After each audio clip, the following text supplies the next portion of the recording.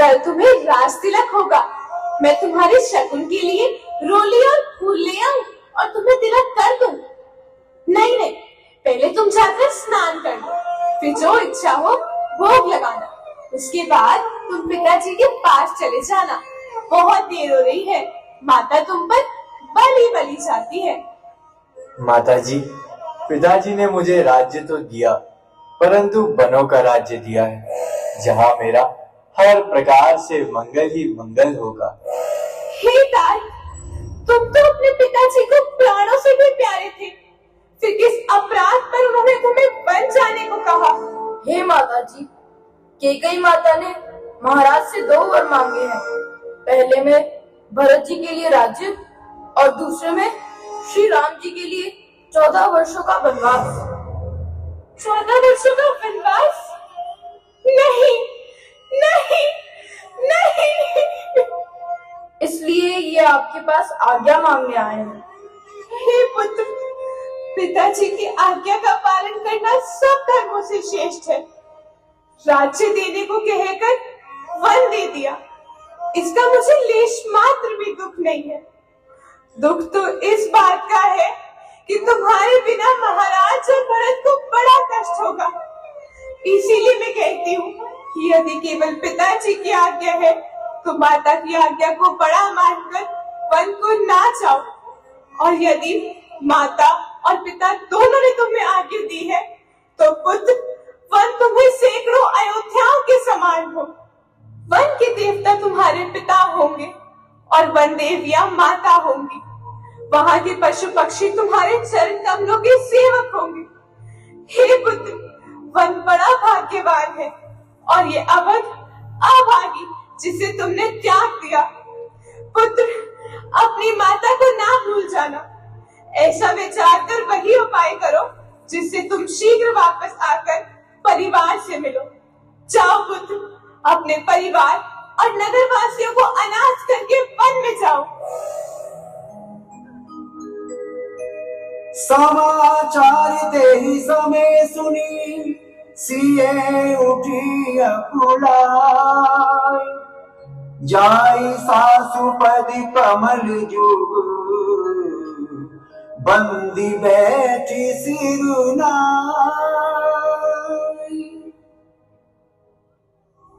माताजी प्रणाम।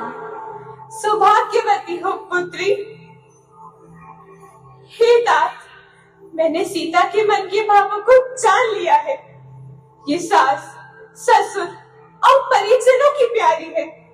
पिता जिसके महाराज जनक है, जिस सीता ने गोद और हिंडोलों को छोड़कर कठिन भूमि पर कभी पांव नहीं रखा, वही सीता आज तुम्हारे साथ चलना चाहती है। हे पुत्र, उसके लिए क्या आज्ञा है? हे जानकी, यदि मेरा और अपना भला चाहती हो तो मेरी आज्ञा मानकर घर पर ही रहो, क्योंकि आदर पूर्वक सास ससुर की सेवा करने से बढ़कर कोई धर्म नहीं। और फिर माता जब भी मेरे बिछोह में व्याकुल होगी तब तुम उनका सहारा बनोगे। हे सुमुखी, दिन जाते देर नहीं लगती। यदि प्रेमवश हट करोगी तो परिणाम में दुख पाओगी, और फिर तुम उन वनों के योग्य भी तो नहीं हो, क्योंकि वहां पर बड़े बड़े दैत्य और दानव रहते हैं, और तुम तो अति कोमल हो। माताजी, मेरी इस बड़ी ठिठाई को क्षमा कीजिएगा। मुझे प्राणपति ने वही शिक्षा दी है जिसमें मेरा परम हित है, परंतु मैंने मन में समझकर देख लिया है कि पति के वियोग के समान कोई दुख नहीं है। आपके बिना स्वर्ग भी मेरे लिए नर्क के समान है। हे नाथ, संसार में जहाँ तक स्नेह और प्रेम के नाते हैं, पति के बिना स्त्री को सभी सूर्य से भी अधिक तपाने वाले हैं। जैसे बिना जीव के देह और बिना जल के नदी है, वैसे ही बिना पुरुष के स्त्री है। हे नाथ, आपके साथ साथ पशु पक्षी मेरे कुटुंबी होंगे। वन ही नगर और वृक्षों की छाल ही निर्मल वस्त्र होंगे। पर्णकुटी ही स्वर्ग का सुख देने वाली होगी। हे माताजी, मैं आपसे विनती करती हूँ, जब सिंह सिंह के साथ रहेगी तो उसे भय कैसा? यदि मैं कोमलांगिनी हूँ तो क्या मेरे नाक कठोर हैं? परंतु सीते, मुझे कैकेयी माता की आज्ञा का बंधन है। उन्होंने यह तो नहीं कहा कि सीता भी साथ जाएगी। परंतु मेरे प्रभु, यह पामर प्राण आपके वियोग का भीषण दुख कैसे सहन करेंगे? पुत्र राम, जब सीता को तुम्हारा वियोग इतना असह्य हो रहा है तो मेरी आज्ञा है कि तुम सीता को भी अपने साथ वन ले जाओ। जो आज्ञा माता। सीते, विषाद छोड़कर वन गमन की तैयारी करो। बेटा, शीघ्र लौटकर अपनी प्रजा के दुख को मिटाना। वो शुभ दिन कब होगा जब मैं हर्षित होकर तुम्हें अपने हृदय से लगाऊंगी। हे माता जी, मैं बड़ी अभागिन हूँ। आपकी सेवा करने का समय था, पर देव ने मुझे वनवास दे दिया। मेरा ये मनोरथ सफल ना हो सका। हे पुत्री, जब तक गंगा यमुना की धारा बहती रहेगी तब तक तुम्हारा सुहाग अटल रहेगा। भैया, भैया, भैया, ये मैं क्या सुन रहा हूँ? लक्ष्मण, क्या हुआ है? इतने व्याकुल क्यों हो रहे हो? मैं जानता हूँ भैया कि आप सब कुछ जान के भी अनजान बन रहे हैं, परंतु भैया, मैं ये कदापि नहीं होने दूंगा। लक्ष्मण, क्या हुआ है और तुम क्या नहीं होने दोगे? भैया, महाराज ने आपके साथ विश्वासघात किया है। भैया, विश्वासघात। विश्वासघात? हाँ भैया, विश्वासघात। महाराज ने आपको राज्य देने की घोषणा की थी और यही इस कुल की परंपरा भी है, परंतु अब महाराज का इस तरह से आपको राज्य से अलग करना आपके साथ अन्याय है। भैया, आपके विरुद्ध षड्यंत्र है। मैं ये अन्याय कभी नहीं होने दूंगा। भैया। लक्ष्मण, क्या कभी किसी पिता ने अपने पुत्र के साथ अन्याय किया है जो महाराज करेंगे?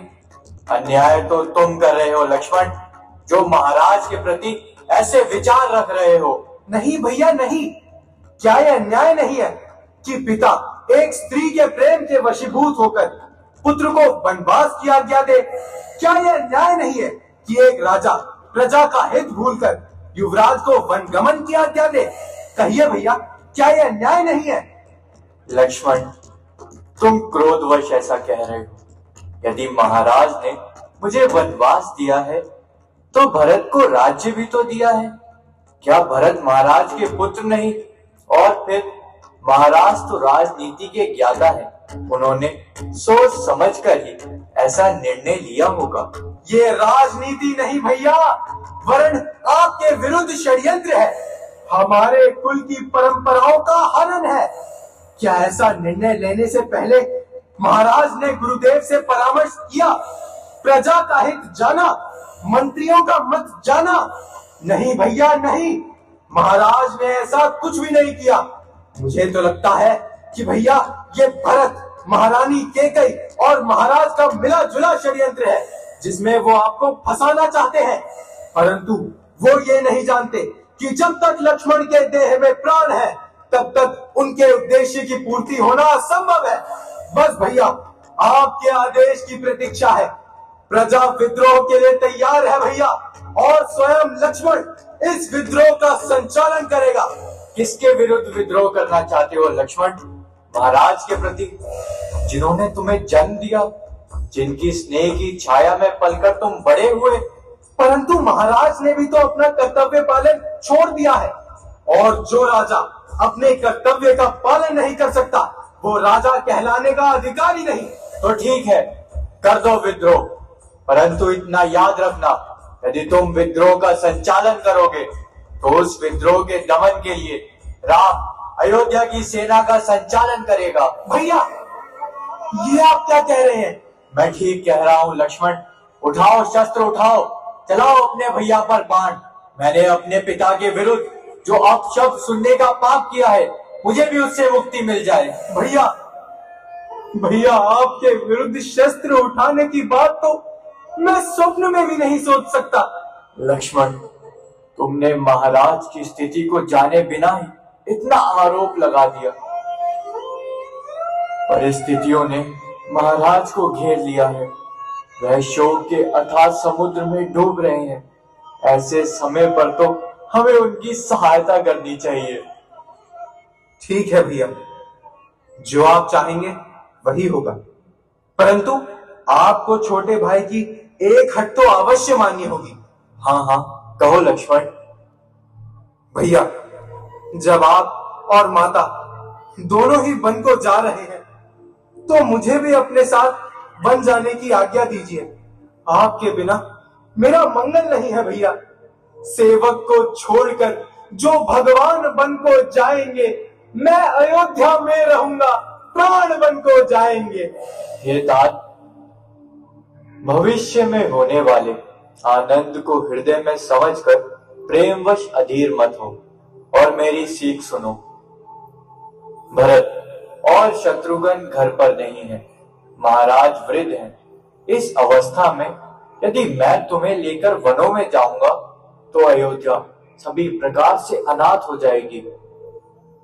गुरु, माता, पिता, प्रजा सभी पर दुख का पहाड़ टूट पड़ेगा। अतः ऐसी नीति विचार कर तुम अयोध्या में ही रहो। हे नाथ, मैं दास हूं, आप स्वामी हैं, अतः आप मुझे छोड़कर चले जाएंगे तो मेरा वश क्या है। हे नाथ, मैं स्वभाव से कहता हूं कि आपको छोड़कर मैं माता, पिता, गुरु, भाई किसी को नहीं जानता। मेरे तो जो कुछ है आप है भैया। मुझको क्या मतलब औरों से, मैं तो सेवक चरणों का हूँ, आजन्म उपासक परिचायक याचक पायक चरणों का हूँ। भाई, स्वामी या पिता सखा मेरे तो अवध बिहारी हैं। भाभी, स्वामिनी और माता जो कुछ है जनक दुलारी है। सेवा से दूर रही तो फिर निष्फल है भुजा टूट जाए।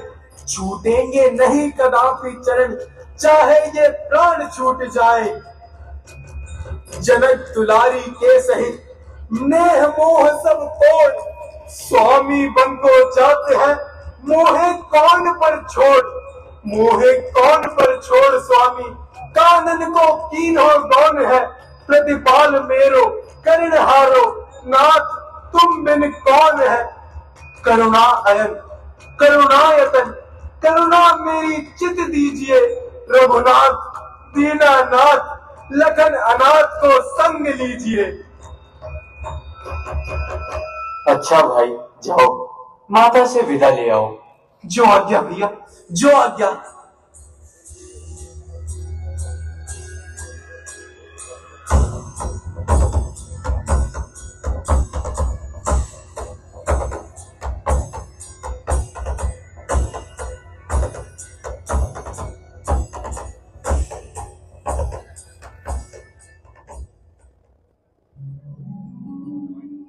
प्रणाम माता।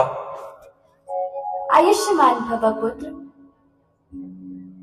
बेटा लक्ष्मण, आज तुम इतना उदास क्यों हो? तुम्हारे मुखमंडल की आभा इतनी क्षीण क्यों हो रही है? मातेश्वरी, मंजली माता जी ने भैया राम को अयोध्या के बदले वनों का राज्य दे दिया। वनों का राज? ये तुम क्या कह रहे हो पुत्र? हाँ मातेश्वरी, कैकेयी माता ने महाराज से 2 वरदान पाए थे। पहले में भरत लाल को राज्य और दूसरे वर में श्री राम को 14 वर्ष का वनवास। नहीं, नहीं, माता, नहीं। माता, मेरी प्रबल इच्छा है कि बड़े भाई की सेवा करने के लिए मैं भी उनके साथ वनों में जाऊं। मैं तो आपसे आज्ञा मांगने आया हूं। हे तात, तुम्हारे यह विचार तो बहुत उत्तम है। जानकी जी तुम्हारी माता है और सब प्रकार से तुम्हें स्नेह करने वाले रामचंद्र जी तुम्हारे पिता हैं। मैं तुम्हें आज्ञा देती हूँ कि तुम सहर्ष बड़े भाई की सेवा के लिए वनों को जाओ। ये वन की यात्रा तुम्हें मंगलमय हो। माँ तुम देवी हो। माँ तुम विदुषी हो, तुम सच्ची शत्राणी हो। माँ तुम नहीं मानवी हो कोई, तुम तो सदैव वाणी हो। माँ तुमने समय देख मेरे ही मन की बात कही। जो मैं कहलाने आया था वो स्वयं तुम्ही ने बात कही। उर में उत्कट उत्कंठा है, पकड़ू रघुराई की बाहें। भाई की सेवा करने को हाजिर है भाई की बाहें। अच्छा अब देर नहीं अच्छी, आशीष दो विदा करो माता। जाता हूँ 14 वर्षों को, इस सिर पर हाथ धरो माता। जाओ मेरे लाल, मेरा आशीर्वाद तो सदा तुम्हारे साथ रहेगा।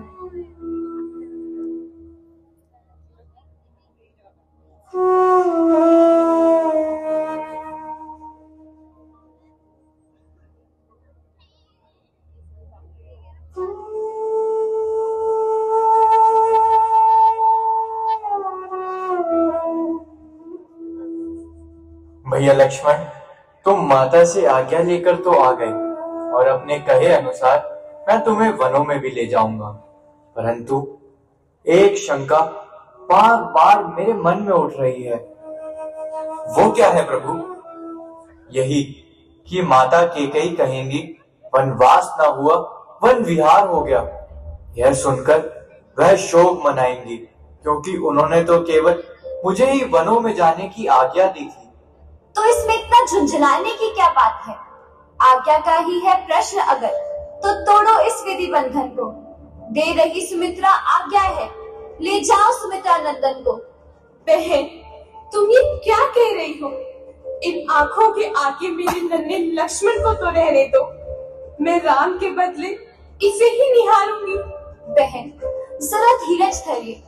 जिस प्रकार कमान से छोटा हुआ तीर कभी वापस नहीं लौटाया जा सकता, उसी प्रकार मेरे कहे वचन भी वापस नहीं लौटाए जा सकते। मछली के बंधन में रखकर हैसियत बड़ी के शासन में, तो ये लक्ष्मण मेरा लक्ष्मण है, मेरी आज्ञा पालन। बस अब इन बातों का विवाद मेरा आदेश मिटाएगा। ये साथ उसे ले जाएगा, वो साथ रात के जाएगा। सुन रहे हो राम, अपनी माता सुमित्रा की आज्ञा। तुम वन में सुमित्रा के धन और उर्मिला के जीवन को ले जा रहे हो, परंतु इतना याद रहे कि ये फूल कभी मुरझाने ना पाए। जैसा हरा भरा जा रहा है वैसा ही खिला हुआ वापस आए।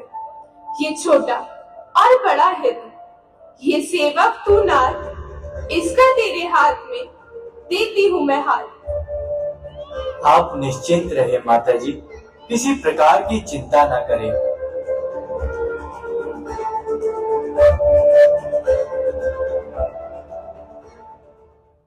राम, जिस प्रकार तुम मुझे पीर दिखाकर जा रहे हो, वैसे ही मुझे अपना हंसता हुआ चेहरा दिखाना पुत्र। जैसी आज्ञा माता जी।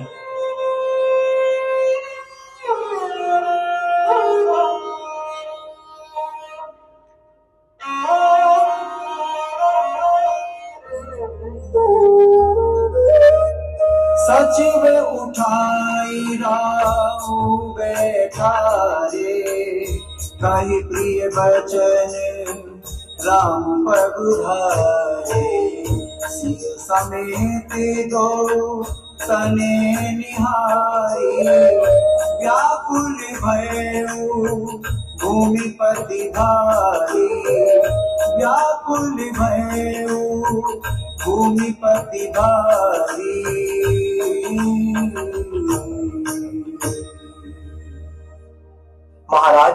महाराज श्री रामचंद्र जी आए हैं।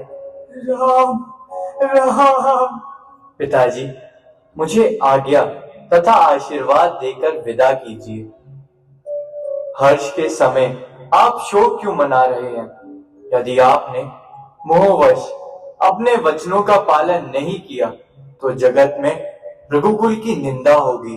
हे तात, मैंने मुनि लोगों से सुना है कि तुम चराचर के स्वामी हो, शुभ और अशुभ कर्मों का फल देने वाले हो, परंतु यहाँ तो बिल्कुल विपरीत हो रहा है कि अपराध तो कोई और करे और फल कोई और भोगे।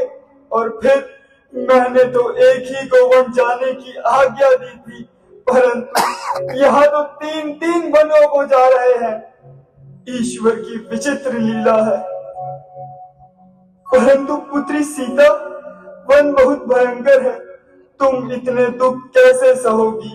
मेरी इच्छा है तुम यहीं अयोध्या में ही रह जाओ। राम, जब तक तुम वनों को नहीं जाओगे, महाराज तुम्हारे मोह का परित्याग नहीं करेंगे। ये लो जोगी अवस्त्र।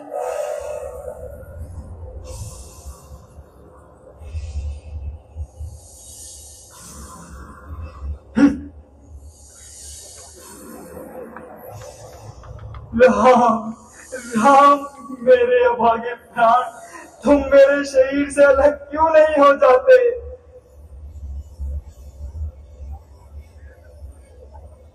हे सुमंत जी, राम वन को चले गए, परंतु मेरे प्राण शरीर से अलग क्यों नहीं हो जाते? तुम राम, सीता और लक्ष्मण को वन भ्रमण कराकर वापस लौटा लाना। यदि राम अपनी प्रतिज्ञा पर अटल रहे तो सीता को अवश्य लौटा लाना। हे राम, राम, राम।